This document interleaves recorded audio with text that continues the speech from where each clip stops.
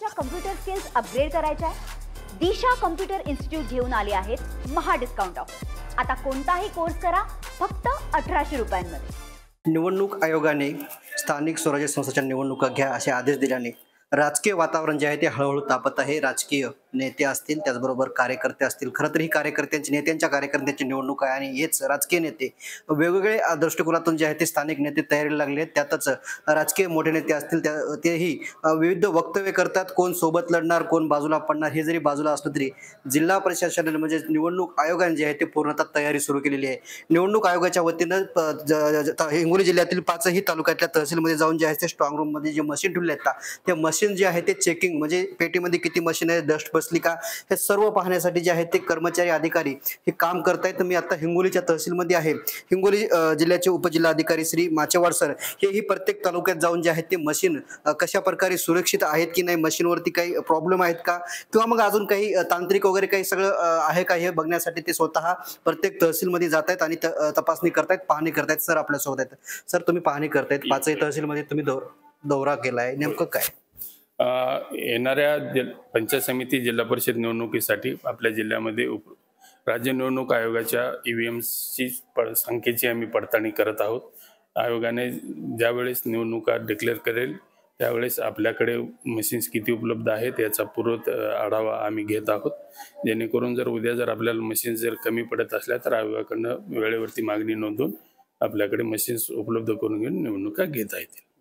2017 नंतर ही निवडणूक प्रक्रिया पार पडणार आहे। आता काय याच्यामध्ये बदल आहेत, काही सांगता येईल का याच्यावर? सगळं नाही, प्रक्रिया तर तीच असेल। ह्याच्यात फक्त एकच जो OBC आरक्षणाचा जो बदल होता तो आता त्याचा मुद्दा सर्वोच्च न्यायालयाने मार्गी लावलेला आहे, त्याच्यामुळे फार मोठ्या पद्धतीने काय बदल होईल असं वाटत नाही। 2011च्या नंतर संपूर्ण महाराष्ट्रामध्ये कुठेही जनगणना झालेली नाही, त्यामुळे लोकसंख्या सुद्धा ही जुन्याच धर्तीवरती असणार आहे, त्यामुळे फार मोठा बदल काय होईल असं तर वाटत नाही। तरी आयोगाच्या ज्या काही सूचना येतील त्यानुसार आम्ही निवडणुकीची प्रक्रिया पार पाडू। खरं तर सर तुमचा हा पहिला टप्पा आहे की तुम्ही फक्त मशीन किती अवेलेबल आहेत, आपल्याला अजून काही लागणार आहेत याची सगळी तपासणी करताय जिल्ह्यातल्या प्रत्येक तहसीलमध्ये जाऊन। पुढचे काय किती टप्पे आहेत, कसं प्रोसेस असणार आहे सगळं? आता याच्यामध्ये ही तर पूर्वतयारी आहे की आपल्या मशीनची पडताळणी आम्ही करत आहोत, संख्या जाणून घेत आहोत।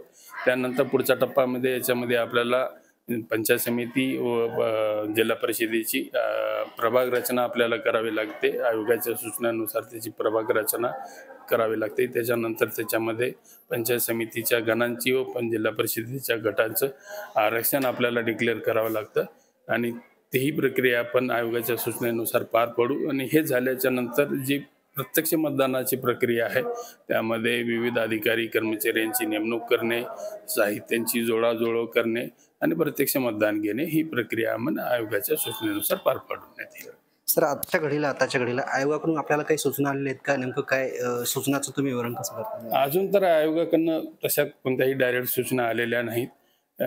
निवडणुका सर्वोच्च न्यायालयाने निकाल दिलेला आहे, त्याच्यानंतर विविध प्रसार माध्यमातूनच मोठ्या वेगवेगळ्या प्रमाणावरती बातम्या येत आहेत, परंतु आयोगाकडनं अजूनही तशा कोणत्या स्पष्ट सूचना नाही आहेत।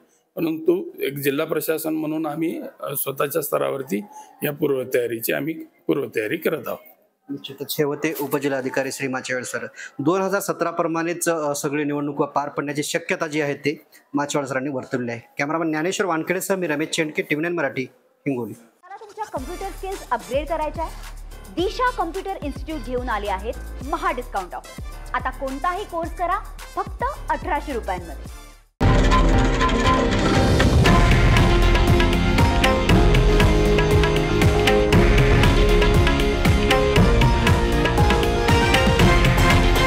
हे आहे देशातील नंबर 1 न्यूज नेटवर्क आणि आपण पाहत आहात TV9 मराठी, एकमेव।